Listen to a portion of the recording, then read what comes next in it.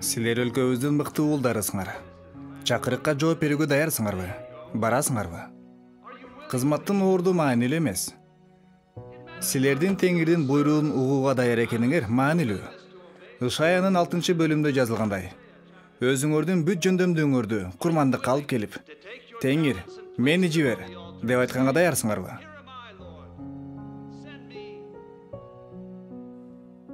Бул өтө оор абал эле. Мен азыр эсиме түшүргөндөн да алдагынча оор. Өзүмдүн кырсыктарымдан башка Кудайга алып келе тургандай эч нерсем жок экендигин сездим. Менден ага эмне керек? Буга алган жообум силерди таң калтырышы мүмкүн. Алсыздыкта күч, кубат бар. Жыгылуудан кийин жеңиш келет. Балким силердин пикириңер башкача болушу мүмкүн. Мен буга тирүү далилмин.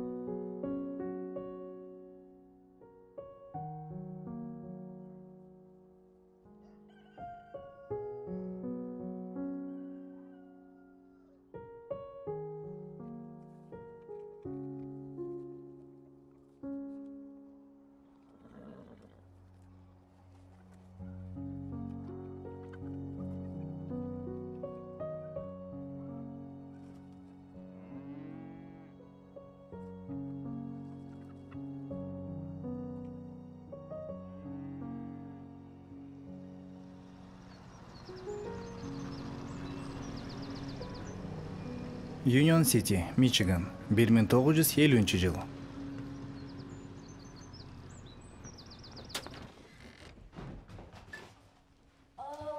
Апам кайда? Атаң экөө дөңгө кетишти. Үйдү көчүрөбүз деп атышат. Чын элеби? Барып ал жерге. Апаң сени бул жерде калып иштесин деди. Мен баарын жасадым. Жош, токто. Алар үйдү көчүргөнү жатканын билгем. Бирок мунун качан болоорун билген эмесмин. Муну кантип ишке ашырышат? Мен кичинекей болчумун, эмнени билмек элем. Асмандан вертолет келеби же самолет түшүп келип, үйүбүздү көтөрүп кетеби? Бул менин үйүм. Ордунда турсун. Менин жеримден кеткиле, жоголгула. Уланта бергиле. Сен токтотпойсуңбу? Мен булардын кетишин каалайм. Бул эми абдан өкүнүчтүү. Соттун чечими боюнча бул эми Жуниорго тандык болуп калды. Кааласа, анын көчүргөнгө укугу бар. Бул үйдү мен кургам. Үйдү сен уулуңа берүүгө кол койгонсуң. Каргашты эгер андай эмес. Сен мас болгондуктан унутуп койдуң. Менин күбөлөрүм бар. Кана эмесе, бул гүлдөрдү казгыла. Жуниор, сен эч нерсеге тийбе. Казгыла да ыргытып жибергиле. Ошол күнү жаңжалдын эмнеден келип чыкканын түшүнбөдүм. Элдер дөбөдө чогулуп майрамдаганы жатышат го деп ойлогом. Бирок бул майрам эмес экен. Менин үй бүлөмдүн кошуналардын, жалган достордун алдында кордолуп, кемсинтилгенине күбө болдум. Алар Жуниорго кошулуп ата-энеме каршы чыгышты. Бул адам чыдагыс кордук эле. Ошол күнү жан дүйнөмдө бир нерсе талкаланды. Менин башым айланып, эсимди жоготкондой болдум. Бир аз убакытка аң сезимим өчүп калган сыяктуу. Андан аркы мүнөттөрдө эмне болгону эсимде жок. Бир гана нерсени унутпайм. Элдин көз алдында дөбөдөн ылдый карай кыйык кырып, ыйлап чуркап бараттым.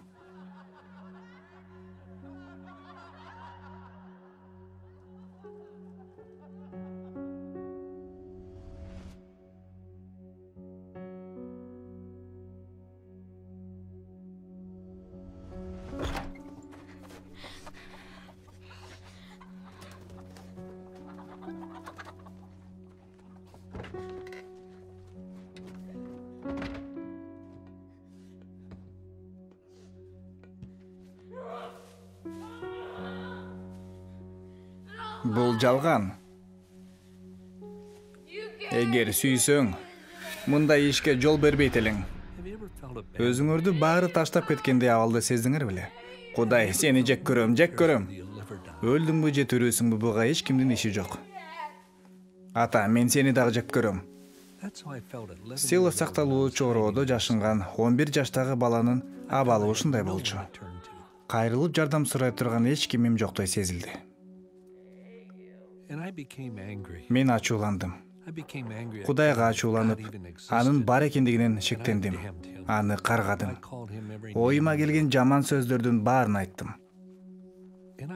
Атамды каргадым. Анткени ал мени таштап койду деп эсептечүмүн.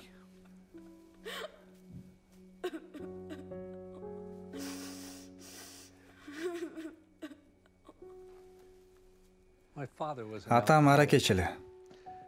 Аны шаардагы элдин баары таанычу. Апам өтө толуп кеткендиктен иш жүзүндө майып болуп калган. Бир эжем өзүн өзү өлтүргөн. Башка эжем үйдөгүлөрдөн тажап армияга кетип калган. Улуу байкем Жуниор чындап эле ата-энемди соттоп, алардан үйүн тартып алды. Биз бактысыз үй бүлө элек. Мен өзүмдү көп убакта жалгыз сезген эмесим да. Таптакыр жалгыз. Мени эч ким издеген жок.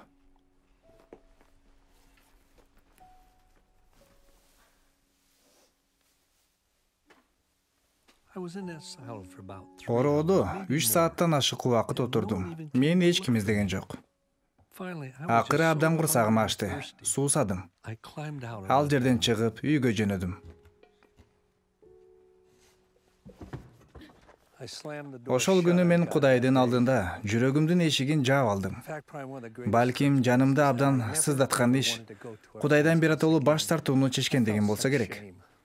Уялып корунгандай болдум. Сүйүүнүн чыдамдуу, боорукер экендигине чындыкка кубанарына ишене албай калсам керек. Чынын айтканда, жүрөгүмдөн кайрадан Кудайга орун берүү оюмда жок эле.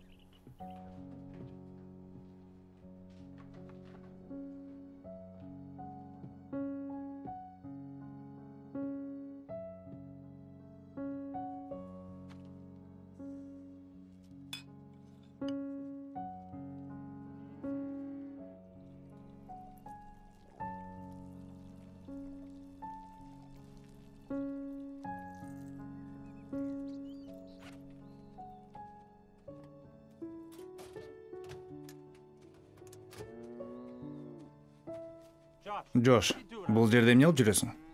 Иштей турган убакыт келди. Бол тезирээк.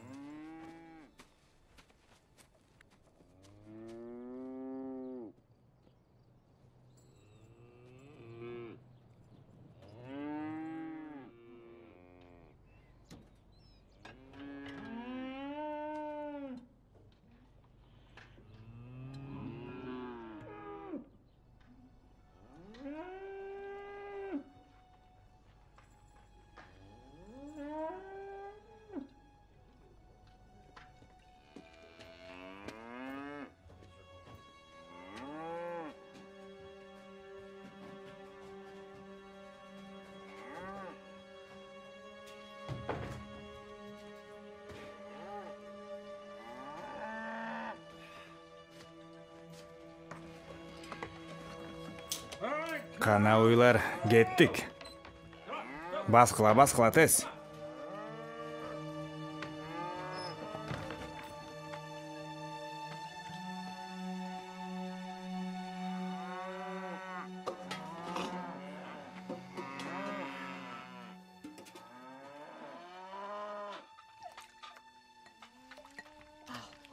Ал уйларды кыйнап жиберди. Жаш баладай болуп, ичкенин токтотпойт.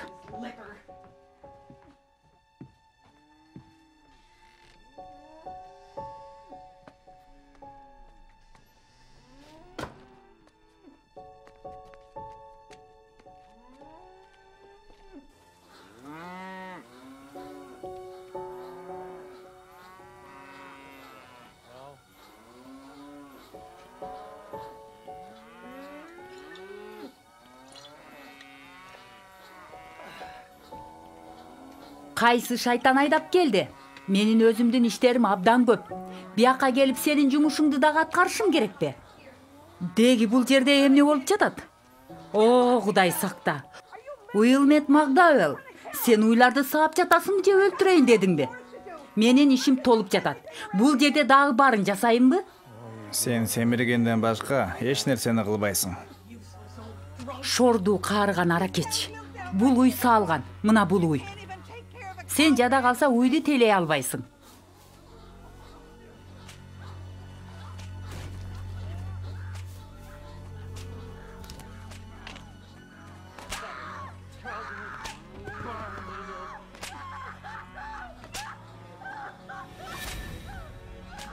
Дагы каалайсыңбы? Дагыбы? Мына сага. Жумуштун баарын жасадыңбы, Эдит? Токтот. Мен сени өлтүрөм. Уктуңбу? Мен сени өлтүрөм. Көрөсүң, өлтүрөм сени. Бары үчүн жооп бересиң. Ант берем. Жош. Апа, Тургуза албайсың. Сен тургуза албайсың. Уэнди чакыр. апа.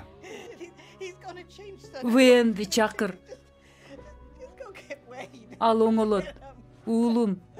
Мен билем, ал өзгөрөт. Уэнди чакыр. Чакыр аны.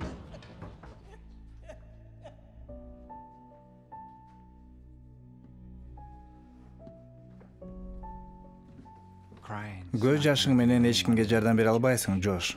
Уэйн Уэйли атамдын апамды урганына көнгөн. Атаң эски адатын кылдыбы? Ал менин жардам сурап кайрылганыма дагы көнүп калды. Ал үйдөгү жумуштарды жасачу. Анткени апам үчүн үй жумуштарын кылуу абдан оор эле.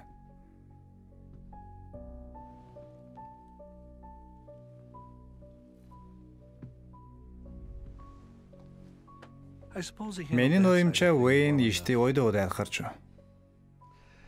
Бирок дагы бир нерсе бар эле.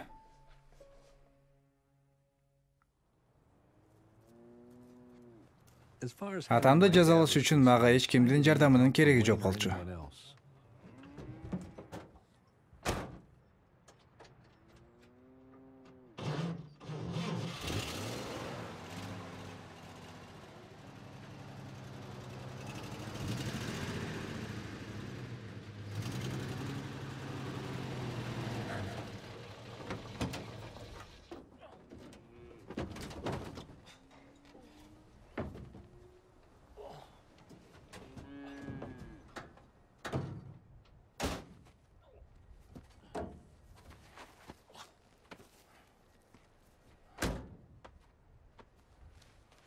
Эгерде фермада чоңойсоң, күчтүү болуп каласың. Анда көп нерсе сенин колуңдан келет.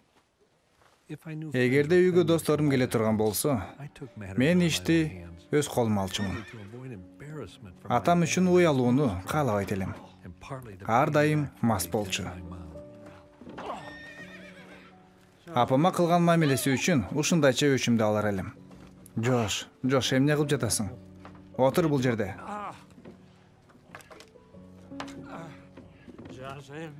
Жош, эмне кылып атасың?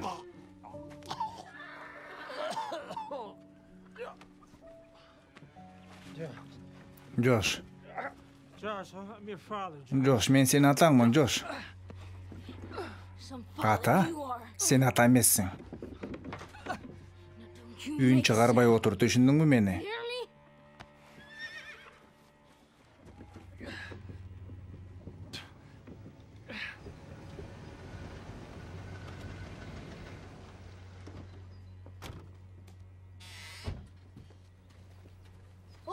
Саламатсызбы, мистер Абрайан, миссис Абрайан?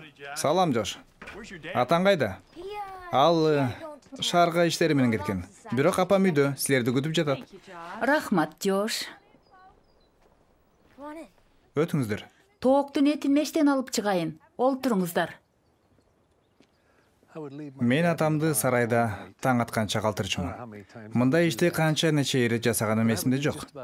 Аны кемсинтиш үчүн колумдан келгендин баарын жасоого даяр элем.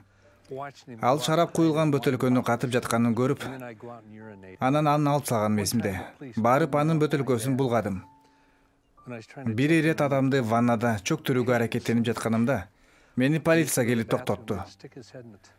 Аны ушунчалык жек көрөр элем. Аны туалетке сүйрөп киргизип, башын унитазга салып, сууну агызчумун. Бала катары андан бир гана нерсени, апамды урганын токтотушун каалачумун. Бирок токтото албадым.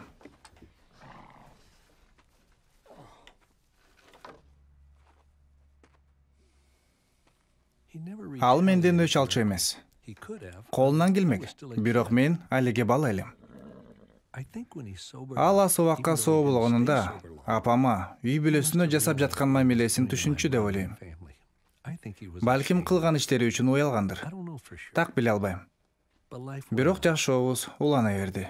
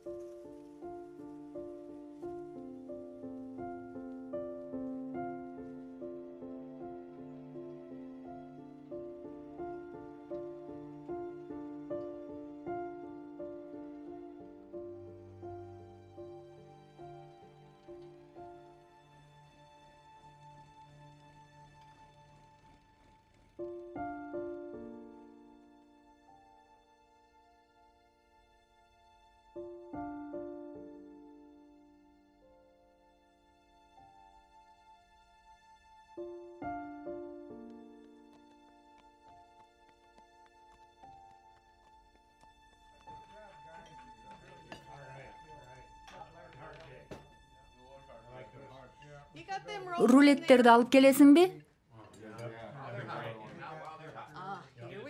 Мына алар. Ысык рулет. Жигиттер, алгыла, жегиле. Майды ары жакка бергиле. Жош, атаң экөөбүздүн сага сөзүбүз бар.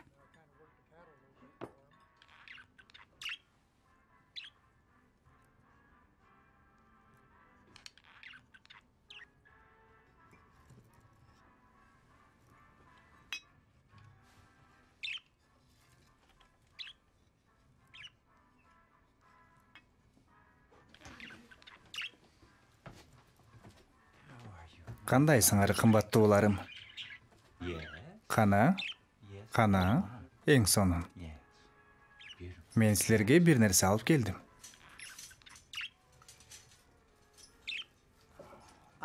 Мен сенин Вуэнге баш ийишиңди каалайм. Каяша кылба. Канча күнгө кетесиңер? Билбейм, балким бир жумага. Ашып кетсе 10 күнгө. Бул абдан узак. Эмнеден коркосуң, уулум? Атаң экөөбүз мурда деле кетчү эмес белек. Уэйн сен жөнүндө жакшы кам көрөт. Болгону ал айткандын Мен силер баарын менен жаса. барсам болбойбу? Мурда бир жолу баргам. Джослин Дэвид Макдауэлл, сага биз менен барганга болбойт. Бир жумадан кийин сен мектепке барасың. Айтканымды ук.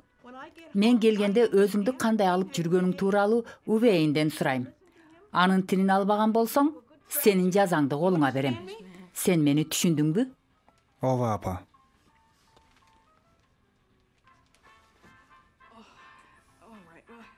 Жакшы. Эми бар, жатып укта. Мен Уэйн идишти жууду бекен карайын.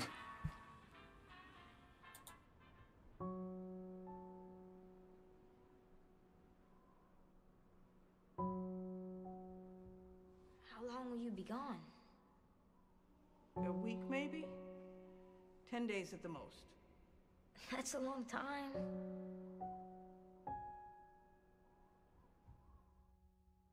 Presenting Superman. Up in the sky. Look, it's a bird. Josh. Superman. Now, Superman. Sent on the main line. Тыныштан. Тыныштан, Джош. Өзүңдү эркин сез. Баары жакшы.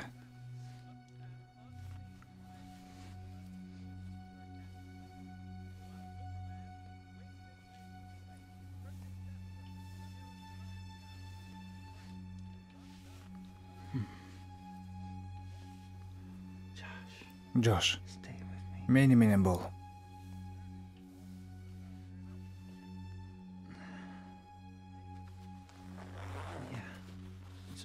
Баары жайында. Бул сага жагат.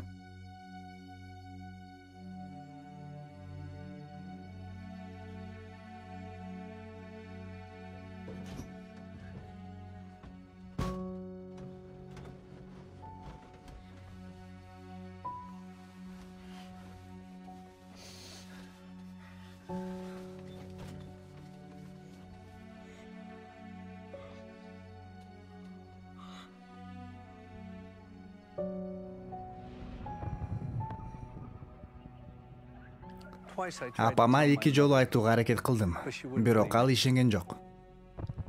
Ал убакта адамдар мындай нерселер жөнүндө айтышчу эмес. Жашоодо бул көрүнүштөр жоктой сезилчү. Бирок Уэйн Бейли мага 6 жашымдан 13 жашка чейин таш боордук менен асылып жүрдү. Анан бир күнү бардыгы токтоду. Эми тийчү болсоң өлтүрөм, түшүндүңбү?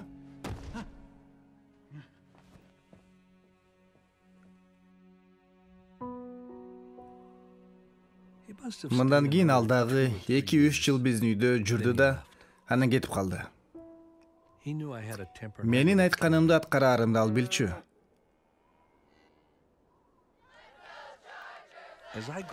Убакыт өткөндөн кийин спорт аркылуу кайгымдан алаксый баштадым. Өзгөчө футбол жана баскетбол ойночумун. Апам мен ойногон оюндарга дайыма келчү. Бирок менин ойногонумду бир дагы жолу көргөн жок. Болгону ал машинада ыйлап отурчу, анткени трибунага басып чыга алчу эмес.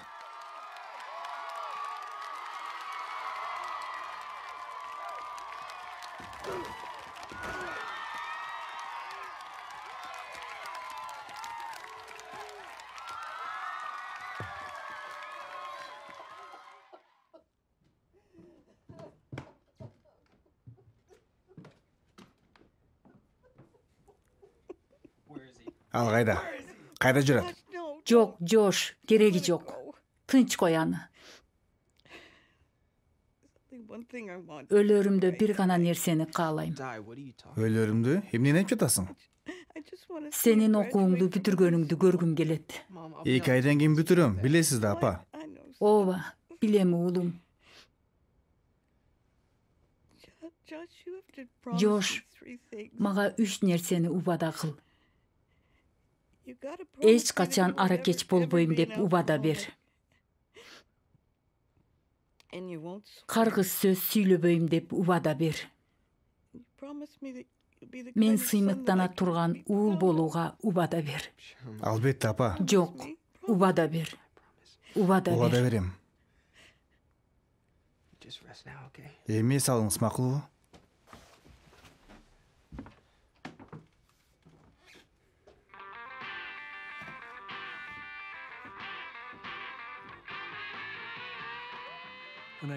Мектепти аяктагандан кийин мен досторум менен аба аскердик күчтөрүнө, улуттук гвардияга кеттим. Бул 1957 жылдын жайында болгон эле. Негизги курска алар менен бирге кирбей калгандыктан регулярдык аскерге барууну чечтим. Леклендтеги аскердик базада даярдык өтүп жатканымда досторум менен дагы 2 жума чогуу болууга мүмкүндүк алдым. 2 жума аяктагандан кийин досторум Мичиганга кайтышты. Бирок механик Джош Макдауэлл дагы 10 жума окуп, дагы 3 жыл 9 ай согушту күзөттө турууга тийиш эле. Мунун баарына достору менен 2 жума чогуу болгусу келгендиктен гана барды.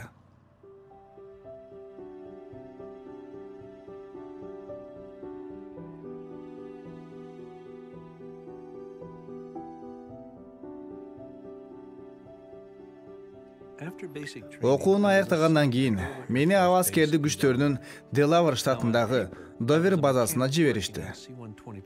Документтерим боюнча C-124 деп аталган ири транспорттук самолеттин механиги болуп калдым. Бирок базанын баскетболдук командасынын коргоочусу болуу менин негизги ишим катары сезилди. Кечээ жаңы тактика киргизгенин эсиңердеби? Топту ыргытыш керек болгон учурда Жоштун жолун ачып койгула. Азыр ошондо ойноп көрөлү. Бул учурда Жошко тоскоолдук болбосун. Сержант менин алдыңкы катардын коргоочусу болгондугума сыймыктанчу. Ишенсеңер, мен өзүмдү падышадай сезчү элем. Бирок иштеш керек эле. Кээде күтүлбөгөн жерден баардыгы өзгөрүлүп кетет.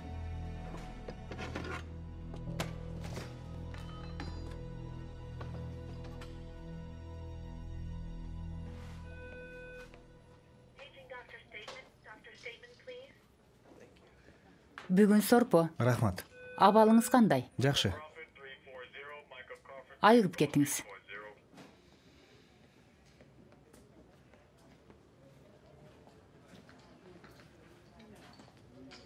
Авиатехник Макдауэлл. Ооба. Капеллан Гардинер. Ооба. Угуп жатам. Эмне болду? Сиздин апаңыз тууралуу. Менин апам? Апама эмне болду? Апаңыз каза болду.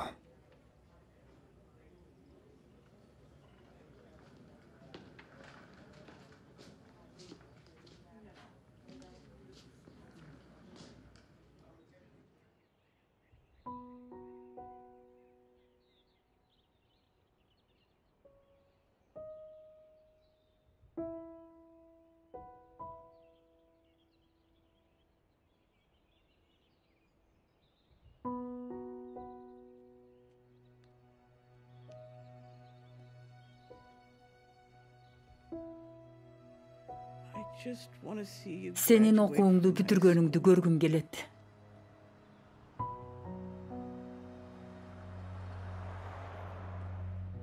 Then I want. Өлөрүмдө бир гана нерсени каалайм. Өлөрүмдү эмнени айтып жатасың? I can't go on, son.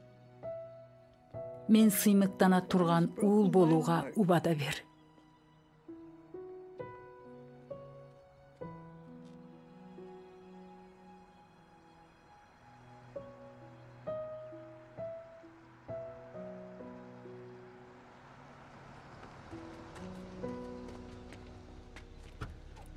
Кайда баратасың?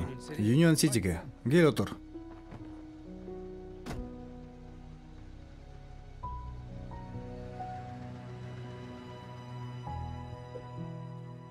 Жүрөгү жаралагандан адам өлбөйт деп айтышат. Бирок менин билишимче андай эмес.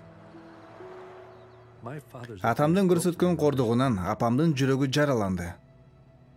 Анын жашоого эч эрки калбады. Мен болсо менин жүрөгүм катуу болуп калды. Жашоодон эмнени кааласам баарын алууну чечтим. Ден соолугума байланыштуу аскердик аба күчтөрүнөн бошонуп кеттим. Жаңыча жашоого план түзүп баштадым.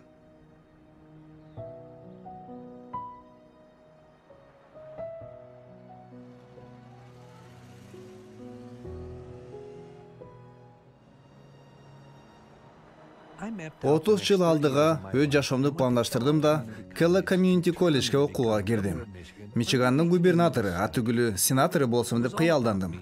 Планыма өзүмдү жана менин максатыма жеткирүүчү адамдарды гана киргиздим. Жаш жигит болсом дагы катаал жана ырайымсыз болуп калдым. Машаякчылар өзгөчө жек көрүүгө татыктуу деген пикирде элем. Анан ошол столду көтөрүп терезеден ыргытып жиберет. Эми кыз калат, бирок ал өз ишин жакшы билгендиктен тигинин адаты ушундай экенин түшүнөт. Балким ушундай ойлогондур. Кыскасы кийим чече баштайт. Менин оюмча теманы өзгөртүш керек. Эмне себептен? Тигили студенттер машаякчылар, профессор дагы. Эмне болот экен? Аларды мазактаган болобуз. Кантип мазактап алыптырбыз?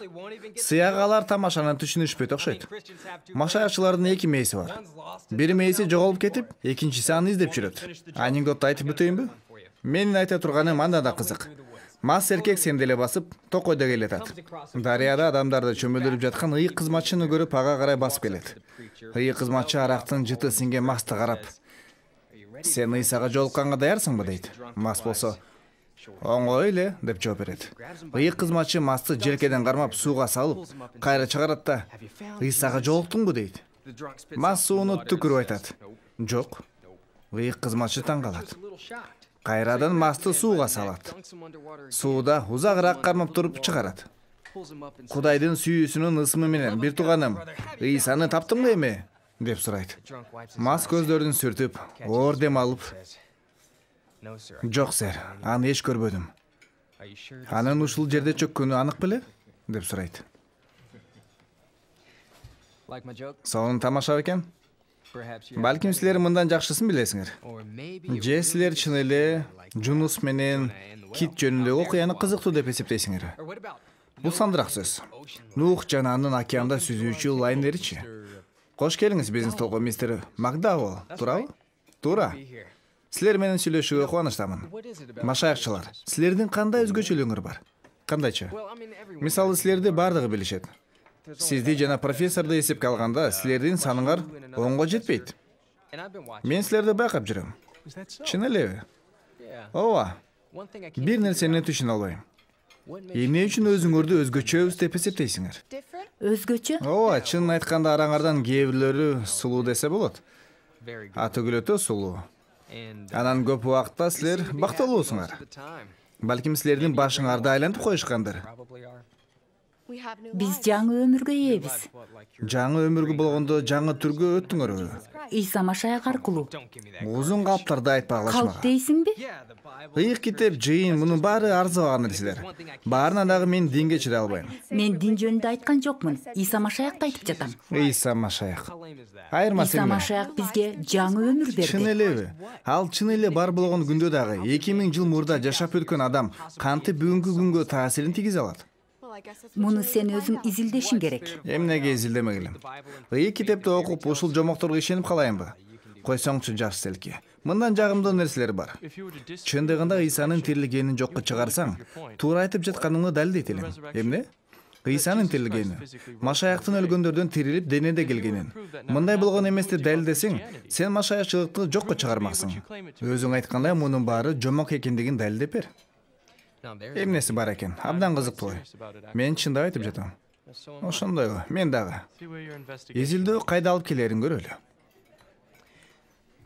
Болуптур, силер менен сүйлөшүү кызыктуу болду. Сизди кайрадан көрүүгө кубанычта болом, мистер Макдауэлл. Менин атым Жош. Жош. Эмкиде жакшы даярдык менен келиңиз. Жакшы даярдык? Тамашалап атасыңыз. Мен эч тамашасыз айтып жатам. Эмне болорун көрөбүз. Эгерде силерди күлкүгө калтырсам, таарынбагыла. Таарынбайбыз. Күнүңөр жакшы улансын. Студенттик шайлоолордо мага добушуңарды беришиңерди сурайын дегем, бирок силер аз болгондуктан анча пайда болбойт го деп ойлойм.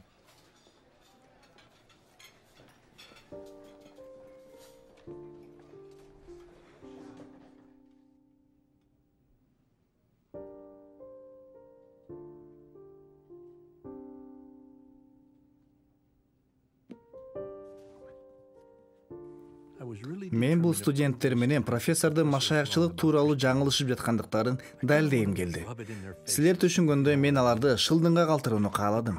Бирок биздин коллежде менин көз карашымдын тууралыгын далилдеген китептер жок болчу. Анан чындап кызыктуу окуялар башталды. Мен Европага баруу жөнүндө ойлоно баштадым. Ал жердеги библиотекалардан сейрек кездешүүчү кол жазмаларды таап изилдегим келди. Анда 1958 жылдын жайы эле. Акчам кеңири болгондуктан Англияга учуп кетүү кыйын болгон жок. Колума тийген китептин баарын окуй баштадым. Кудайдын бар экендигин танган скептиктердин китептерин окудум. Башкача ойлогон аз сандагы авторлордун чыгармаларын да изилдедим. Алардын бардыгы өз тармагынын профессионалдары болчу. Адегенде Кудайга ишенбей, кийин машаякчы болуп калышыптыр. Эмне себептен экендигин билбейм. Бирок мунун себебин билгим келди. Алардын өзгөрүшүнө эмне түрткү берди? Алардын бири Лорд Литлтон. Кийинчерээк ал финанс министр болду. Гилберт Уэст, Сэр Уильямс Рамси, Фрэнк Моррисон, Клайв Льюис. Булардын бардыгы абдан билимдүү, ийгиликтүү, Кудайга ишенбеген адамдар. Машаяк тууралуу көөлөндүүлөрдү терең изилдешкенден кийин Ыйса Машаякка ишенип калышкан. Ошол эле жылы мен Германияга, Францияга жана Швейцарияга бардым. Ар кандай музейлерде, библиотекаларда болдум. Сейрек кездешүүчү китептер жана да сакталып турушат. Мен грекче же еврейче окуй алчу эмесмин, бирок булар чыныгы манускриптер экенин түшүндүм.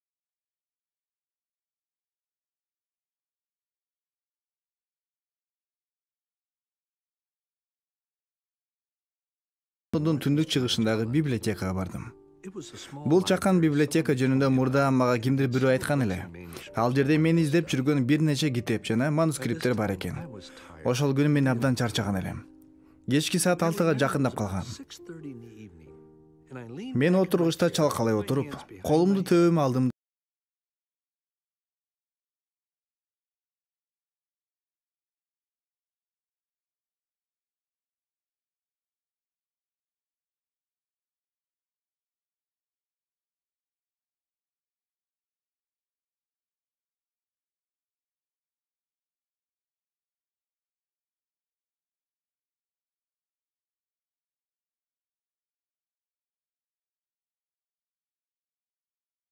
Алардын ишениминин орунсуз экендигин далилдеш үчүн сапарга чыккан. Бардык изилдөөлөрүмдүн акырында мурдагы тескери ой жүгүртүүмө карабастан, менде эч кандай далил жок экендигин түшүндүм. Бардык күбөлөндүрүүлөр Ыйсанын тирүү экендигин көрсөтүп турду. Машаякчылыкты жокко чыгарууга кылган аракетим ой жүгүртүүмө эмес, сезимдериме негизделчү экен. Мен машаякчы болууга даяр эмес элем. Чечим чыгарууну талап кылган айкын далилди тапканымды мойнума алышым керек болду.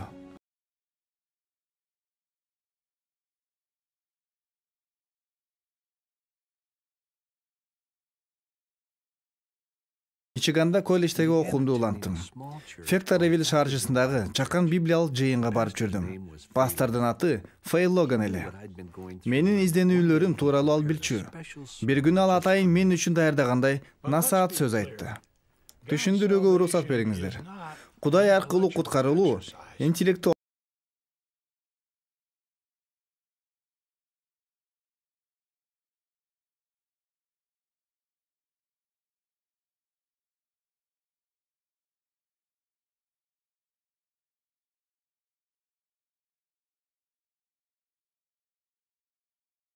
Арноого даярсыңарбы? Мындай ыйыкталуу эмнени камтый турганын көрөлү. Мен күнөөкөр экендигимди, куткарылууга муктаж экендигимди мойнума алам.